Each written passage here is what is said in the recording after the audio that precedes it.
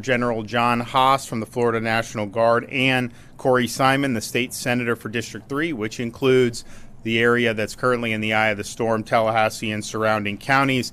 Of course, we are under a state of emergency and have been since the beginning of the week. We have 61 counties that are included in that. We have now maximum sustained winds of 80 miles per hour. Most of the models have this becoming a major hurricane. Some even have it becoming a Category 4. You have time to implement your plan so that you're prepared for this storm. Those who are under evacuation orders have the ability to do it. You have the ability to make sure you have gas, make sure you have non-perishable food, water. All those things can still be done today, but just know these effects are coming to the state of Florida, and it's not a matter of whether we're going to get effects. It's just a question of how significant those effects will be. This could, as I mentioned, be a major hurricane. It could hit as a major hurricane. Some models even have it as a Category 4, but I think a lot of people are expecting at least a Category 3. It is a fast-moving storm. It's projected to leave up to 12 inches of rainfall, and the storm surge could reach 10 to 15 feet in some areas, which is, of course, very, very significant. So while we are hoping that maybe it comes in under that, we're preparing for it to reach those levels. You're going to have both wind and water hazards from this storm. Here in the Tallahassee region in the Big Bend, almost every run and model agrees that this storm, the eye of the storm, is coming in this region.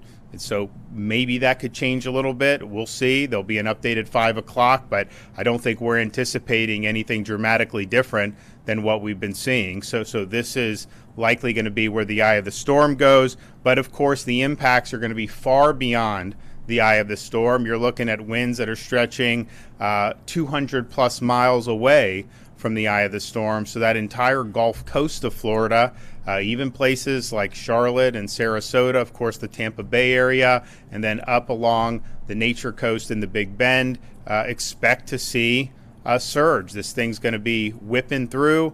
It's going to cause a lot of churn, and it is going to drive that water. And so it is going to be a significant water event. So be prepared for that. As I said, you still have time to do what you need to do to execute your plan. If you are under an order, you can go ahead and execute that order to evacuate, particularly if you're in a barrier island, if you're on a low-lying area. If you are leaving your house or if you're staying at your house, either way, don't leave loose items outside your house. So you have 100, 120 mile an hour winds. That is going to make a big difference. So the rule of thumb is if you can pick it up, put it up. Bring it inside. We've brought a lot of stuff inside at our place here in Tallahassee. Baseball gloves, bats, all these other things. Get it inside the house. It will go flying around if you are in the path of this storm. We currently have evacuations that have been issued by local governments in the following counties. Now, most of these are for coastal residents. Some are for mobile homes, manufactured housing, and RV parks. But the following counties have orders in place: Charlotte, Citrus, Dixie, Franklin, Gulf, Hillsborough, Jefferson, Lafayette, Leon, Levy, Manatee, Pasco, Pinellas, Sarasota, Taylor, and Wakulla counties. You also have more modest evacuations that are in effect in multiple counties. If you are in one of those low-lying areas, and given the surge that you could see from this storm, we recommend that you heed those instructions. You don't have to evacuate hundreds of miles. You don't have to outrun. If you look at how this storm is going to go, it's going to hit the northern part of Florida, and it's going to keep moving. And it's going to get into southern Georgia. It's going to get into probably Atlanta. It's going to get into Tennessee, Carolina region, and just kind of stall out a little bit. So Florida, we're just kind of the opening act. You're going to see more. So to try to outrun it is probably not something that is advisable. You can go within your own county to higher ground, a shelter, hotel, friends, family house. That is totally sufficient from this. Remember, you hide from wind, but you run from the water. Counties under evacuation orders, if you have a question about whether you are under one, floridadisaster.org/evacuation orders. Now, all counties are going to have at least one pet-friendly shelter. So we would urge you to take advantage of that. Do not leave your pets behind. They need your help too. If you want up-to-date shelter status information, you can go to floridadisaster.org/shelters. You can also talk to your local EM team or your local county leadership. And again, we have at least one pet-friendly shelter in every county.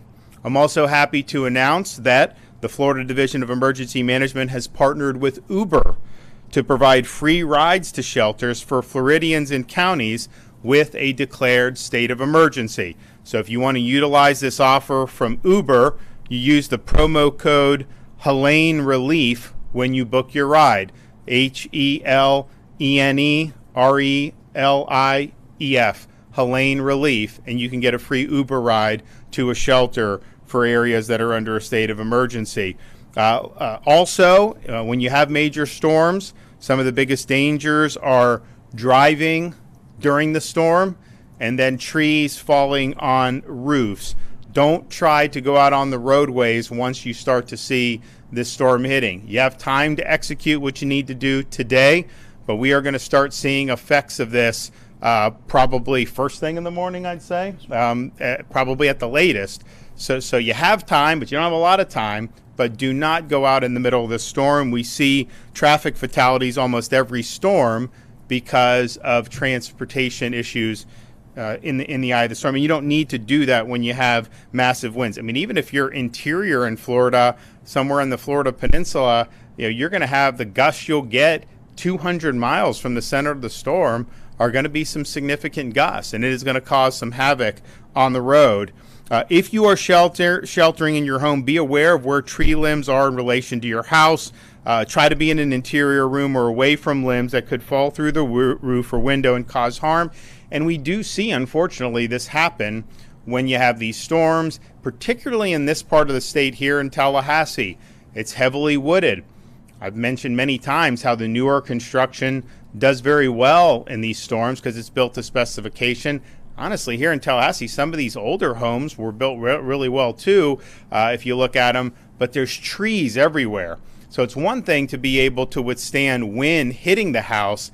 It's a much different thing if you're going to try to withstand a massive tree falling on your house. So just have a sense of where that is, and just know we could be having here in Tallahassee, you could have 120, 125 mile an hour winds that are coming through this area. And that is really significant, particularly in an area that is heavily tree lined as this place is.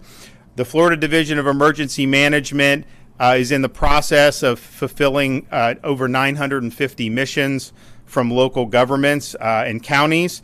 They've done everything from high water vehicles to providing water tarps, generators, as well as additional first responders and personnel. We have shelf-stable meals, tens of thousands of those, near the anticipated area of storm impact, and they will be deployed as needed once the storm passes.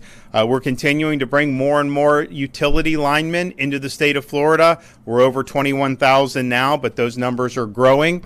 It's unclear exactly how many linemen are going to be needed because if you look at where the storm's going to hit, the eye of the storm is probably going to hit the northern part of the state, then get into Georgia.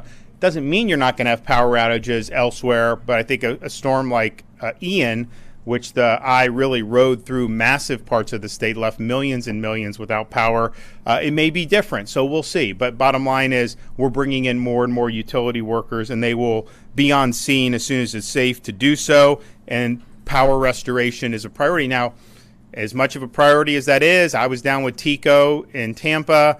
We're probably going to stop by someplace tomorrow and thank the linemen for what they're doing. And as hard as they're working and as efficient as they are, be prepared to lose power in a storm like this. That's just the nature of it. So make sure you have what you need to be able to ride that out as long as it takes. And in Florida, because we do this, you're probably going to have power quicker than maybe you would in some other places where they don't do this. But nevertheless, you should anticipate power outages. We also have internet ready with the Starlink internet system. So as internet goes out, if that's needed, we can deploy the Starlink devices and get the internet. I'll tell you, it's really, really good internet.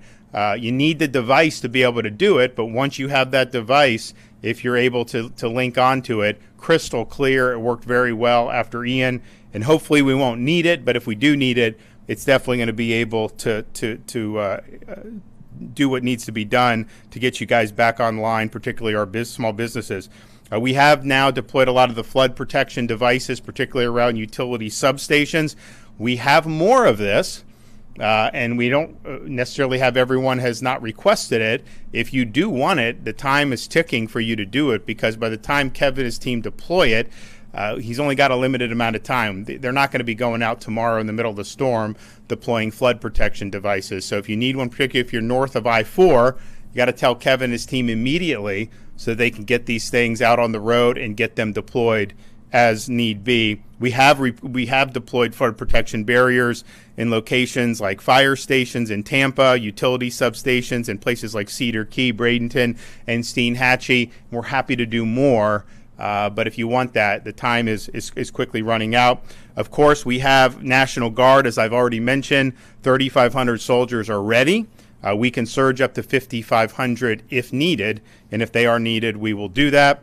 We also are now under an FDOT emergency order that lifts weight restrictions and allowing the bypass of weigh stations for emergency response vehicles, including utility vehicles staging for rapid response.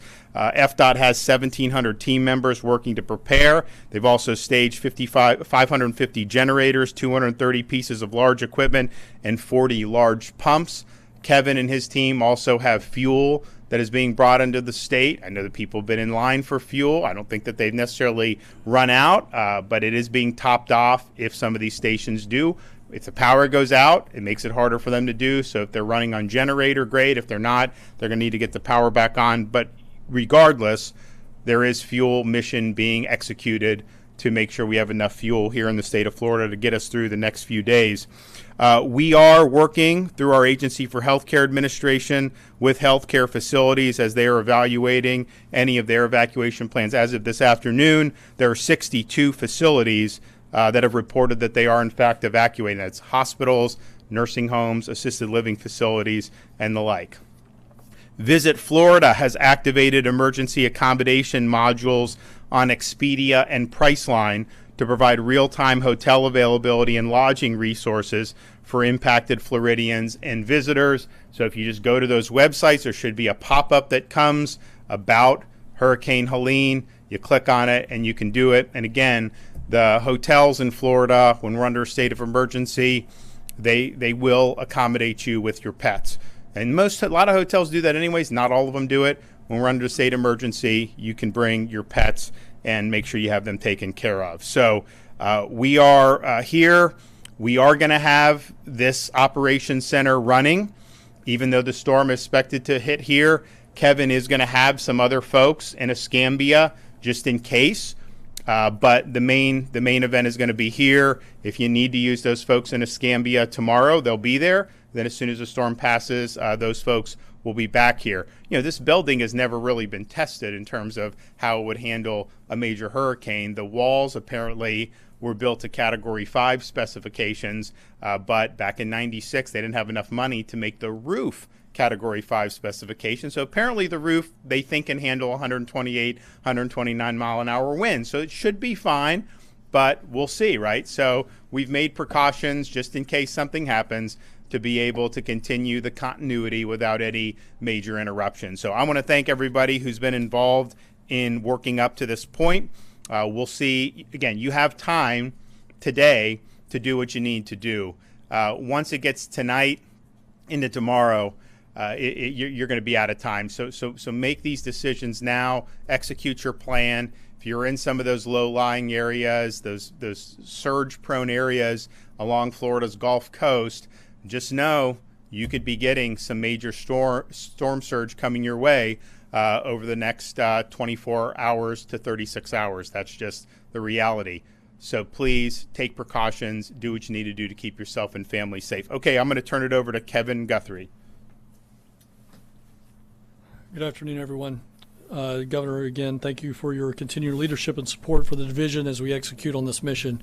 Hurricane Helene is expected to continue to rapidly strengthen into a major hurricane before making landfall across Florida's Gulf Coast. We have continued to hold twice daily calls for all 67 county emergency management offices and state agencies to coordinate protective actions and needed resources ahead of potential storm impacts. As the governor has said, the state continues to work on more more than 950 resources and those requests from counties. We have filled about 10% of those, and I don't want you to dig into that number too much. A lot of the resource requests that we are getting right now are actually for post-landfall. People are already starting to order water. They're starting to order what we call point of distribution support, things of that nature. So about 30% of our resource requests are pre-landfall requests. The others are post-landfall requests. Those ones that are pre-landfall requests, they are being filled, and they will be filled before landfall happens. All but 3 counties in Florida are currently under some type of storm watch or warning. We have talked about the potential of life-threatening rising water moving inland from the coastline along the entire Gulf Coast to the eastern Florida panhandle. Some areas could experience, as the governor has mentioned, 10 to 15, other areas 5 to 8, other areas 3 to 5 feet. I just want to put some things in perspective here.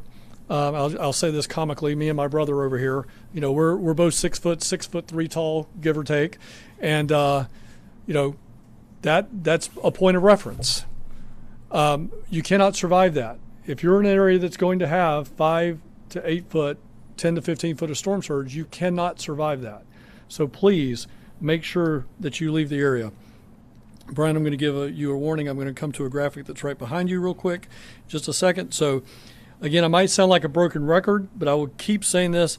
The hazards are going to be far-reaching from this area with tropical storm force winds 250 to 300 miles out. So we want you to know your home and know your zone. More specifically, we want you to know your zone. When you go to your property appraiser's website or you go to any other website, you will most likely find 2 zones there. And we've got them up here on our graphics. We have FEMA flood zones, and you see those there, A, AE, V, VE, X, and X. But then you have next to that your actual evacuation zones that are used in the state of Florida. The reason I want to say this is, as you see there, the second FEMA flood zone is AE. Well, Franklin, Wakulla, Taylor, and other portions of counties have issued evacuation orders for A through E. To that point, I need you to look at the screen on the right.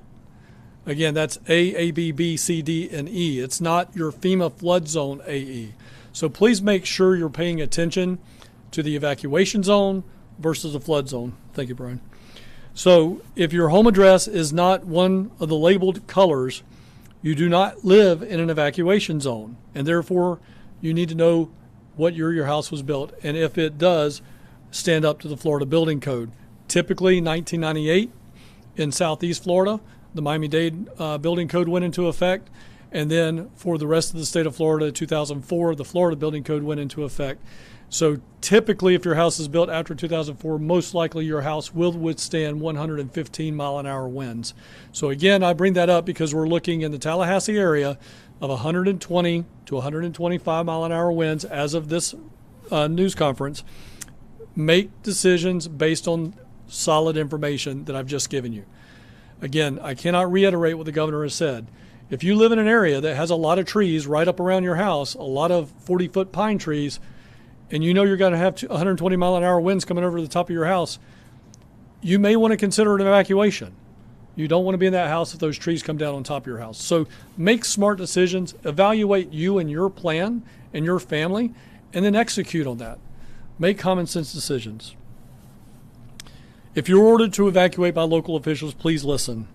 Residents in the Big Bend of Florida needing evacuation assistance, especially in the areas of Taylor, Wakulla, and Franklin counties, you can call 1-800-729-3413 for transportation assistance. The governor, with his leadership and through the execution of the Division of Emergency Management, we have executed on a number of buses to start taking people from those counties into Leon County for the purposes of sheltering. So again, I'm going to repeat that number. For residents in the Big Bend of Florida needing evacuation assistance, call 1-800-729-3413. The State Assistance Information Line, or cell line, is now active. Residents needing resources before and after Hurricane Helene can call 1-800-342-3557. There are operators available in English, Spanish, and Haitian Creole to provide answers to your questions. You should be finalizing your plans now, executing on your plans. Tomorrow midday will be way too late. Please be sure that you follow the agency on X and Instagram at FLSERT at Florida CERT and on Facebook at FDEM as we continue sharing important information about this storm in real time. Again, Governor, thank you so much for your leadership, your support of the division. Thank you, Governor, for your leadership. Thank you, Kevin, for what you do at the division, and also all of our partners who we've been coordinating with. At FDOT, we've now been getting ready for this storm for several days. We've been in constant coordination with all of our partners in order to respond to Hurricane Helene. We are immediately upon arrival of the storm and leading up to that, we are working on facilitating evacuations. We're watching I-75, I-4, I-10 very closely. Here in Florida, we use what's known as emergency shoulder use to facilitate those evacuations. So we sent crews out to make sure all the shoulders were clear of debris. And when speeds get down to a limit below 45 miles per hour, we begin to look at opening those shoulders. We work very closely with Florida Highway Patrol to open those shoulders for evacuations. We have 10 traffic management centers across the state that are operating 24/7. So we're watching traffic live. Other than the normal stuff you see on I-4, which can be standstill at times, we have not seen heavy impacts from evacuations. We're watching that closely. We will be able to implement emergency shoulder use at a moment's notice when it's needed to facilitate those evacuations. Something else we've done to help with evacuations is we've extended our Road Ranger Service Patrol to a 24/7 operation in all of the impacted regions. And so those Road Ranger Service Patrol vehicles will be circulating through all of our facilities perpetually. They can offer aid to motorists, they can help people that are stranded, and they can also move vehicles out of the travel ways so that it doesn't create more congestion for evacuations. As you heard from the governor, we have 1,700 FDOT personnel currently working this storm and deployed. We are staging resources all across the state. We like to bring people from all over the state and stage them as close as we can possibly get to the impact zone so that we can immediately get into that area and begin to work.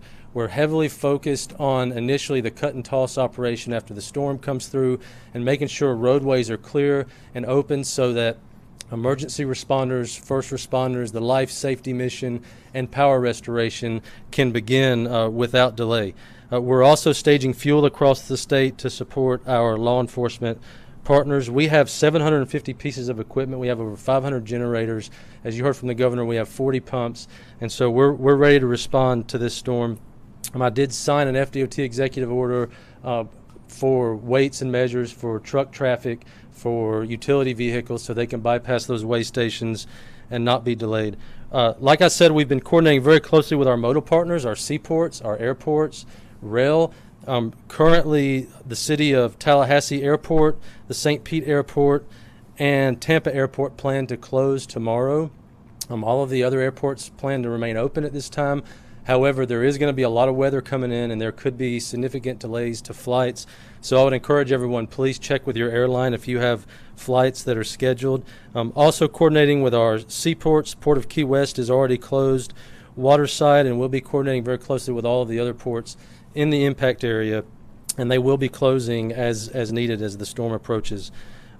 Following the storm, we will immediately activate our response efforts. We're going to push into the impacted area. We're going to clear roads as fast as we can. We will immediately begin damage assessment and any emergency repairs that are needed so that people can safely move around.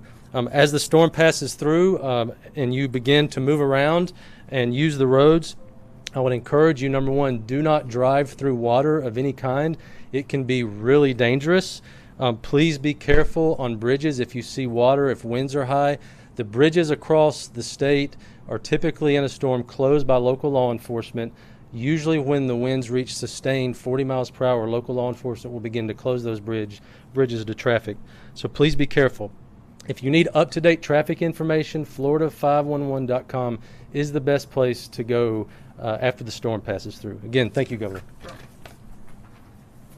So another issue that we've seen in more recent years is if you're in an area that is in the eye of where there can be storm surge and you have an electric vehicle, just know that when you have saltwater intrusion on that, those can catch on fire, and those are very difficult to put out.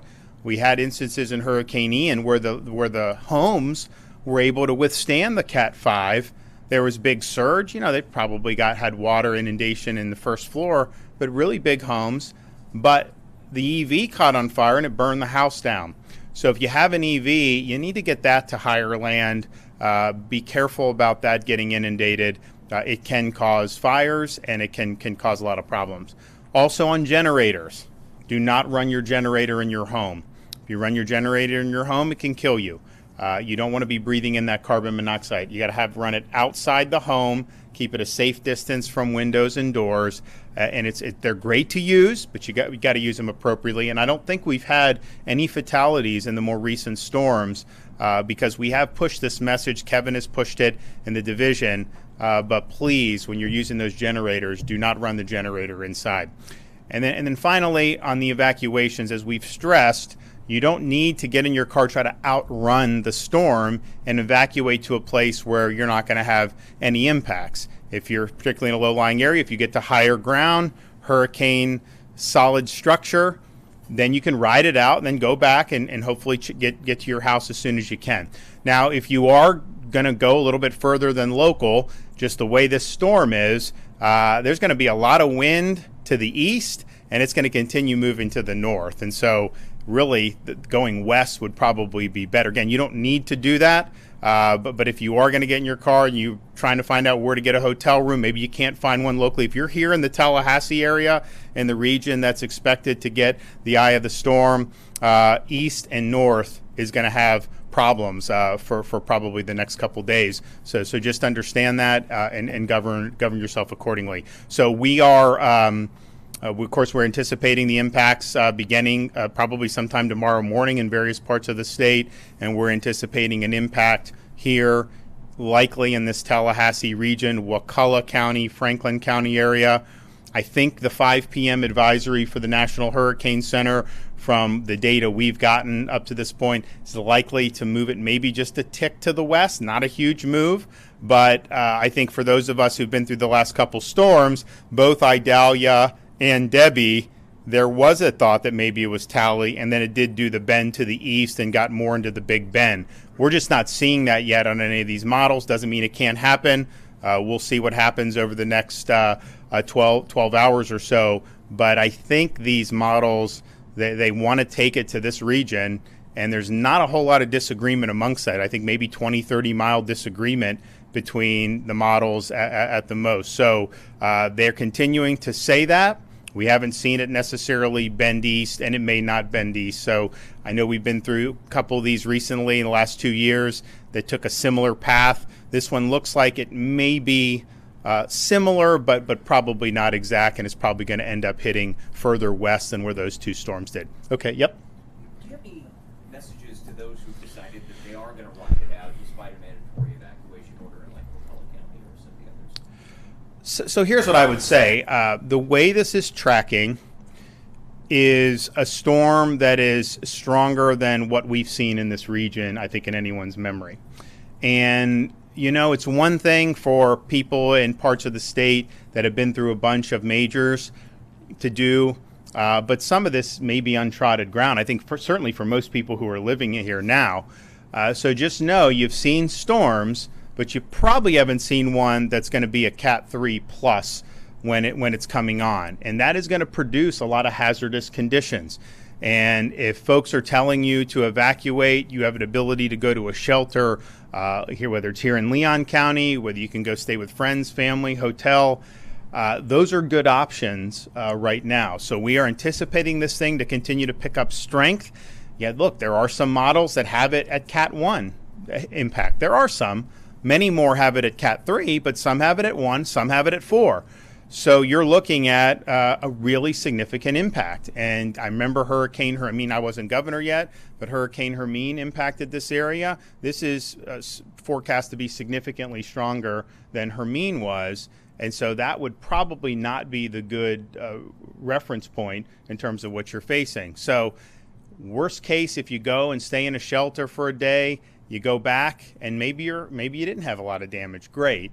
At best case scenario, great. But at worst case, you could end up with storm surge that could be very threatening. And so people should just heed that. Are you and the family going to write it out at the governor's mansion? I mean, is that safe enough considering the EOC here? I am going to be here. So when I come tomorrow, I'm going to be at the mansion tonight with the family, but I'll be here tomorrow, and I will just stay until the storm passes, so likely into Friday morning. Is the mansion safe for the rest of the family, though? We think so, but we haven't really had a storm, right? I mean, what I will say this about Tallahassee, some of these old buildings are really good buildings and really good. I mean, they were built well. Some old construction is not built well. Some of the stuff here, these are very stately, very nice things, and I see those buildings around in Tallahassee. Now, it doesn't mean for sure it can withstand that, but it's not like some of the old dilapidated structures that we see. So I think it's likely going to be fine, and we're planning. We have shutters up and everything like that. But no, I'll be here.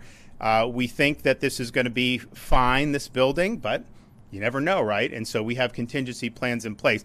Also, Kevin is going to be sending a lot of the folks here home, close of business today, because we've done the prep, they've done the prep, and they need to be ready to be here for an extended period of time. They're probably not going to get out here. When people come tomorrow morning, bright and early, they're going to be here for probably 48 hours with no ability to go back. So they're planning for that, and I think he's making smart decisions to make sure everyone's rested and ready.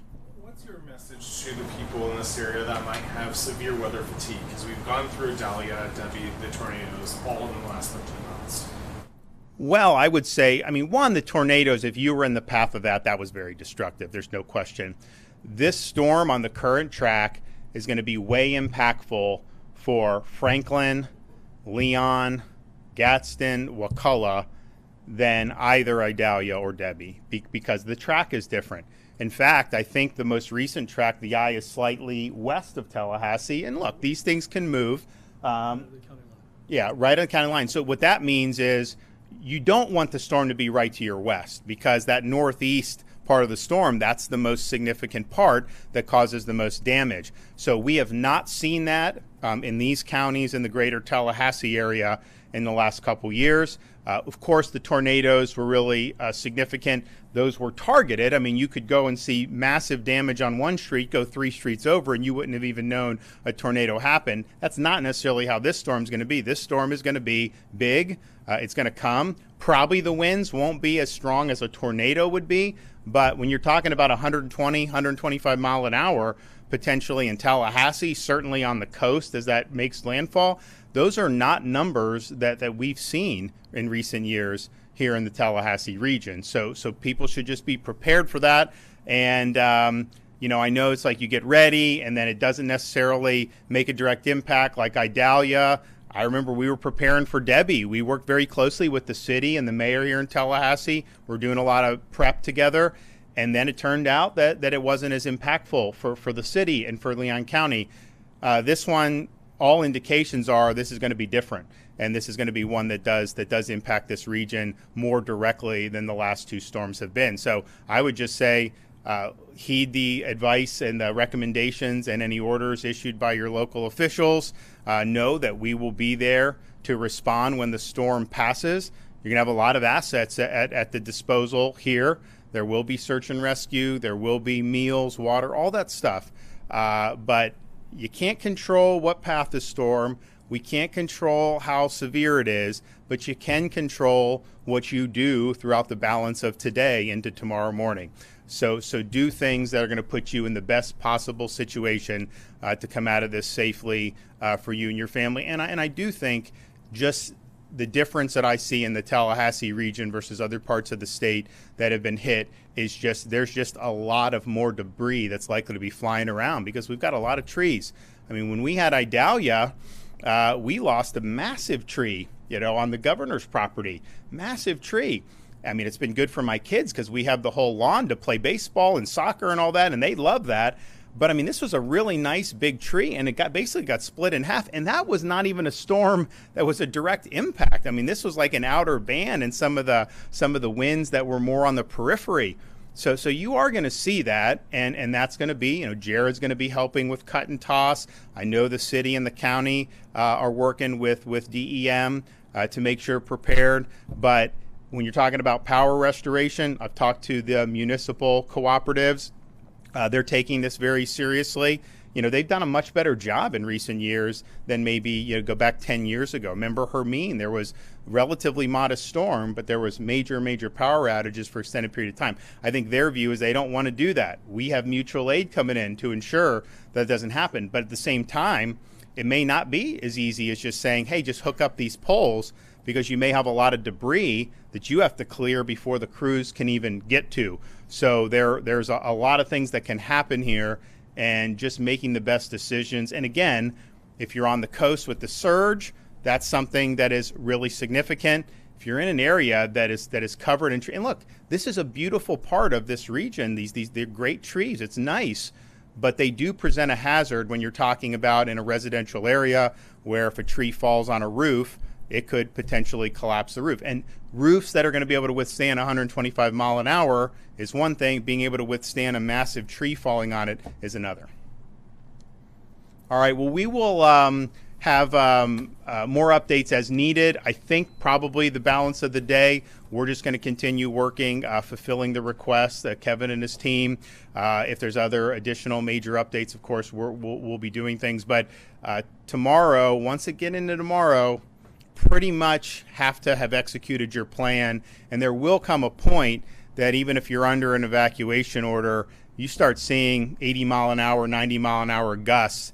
You're going to have to just hunker down at that point. So you still have time to do what you need to do, but please know the time where you're really not going to be able to execute the plan fully if it involves evacuating is coming to an end, probably by the end of today, first thing tomorrow morning.